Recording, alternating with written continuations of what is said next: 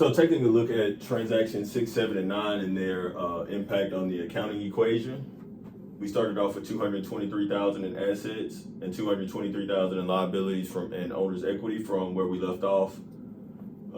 So in transaction 6, we had an increase of 43,000 to the cash account. We had an increase of 43,000 to the revenue account. So that's going to add to both of those. So then we go up to 266,000. It equals on both sides. So transaction 7, we did some work on account for 20,000. So we're going to add 20,000 here.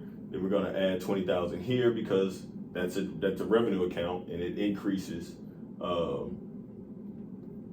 your owner's equity.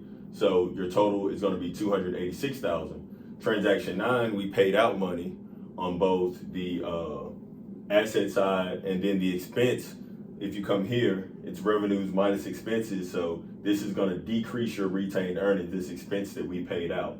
So what we're going to do is subtract 28,000 from that side. We get 258,000. Subtract 28,000 from our owner's equity side and liability side, because in the accounting equation expanded, this owner's equity, the retained earnings feeds into owner's equity. Retained earnings is revenues minus expenses. So since our expenses increased, we have to subtract it from our retained earnings, which basically decreases our owner's equity. So we have 258,000 on both sides. It equals, so that means we're good to go.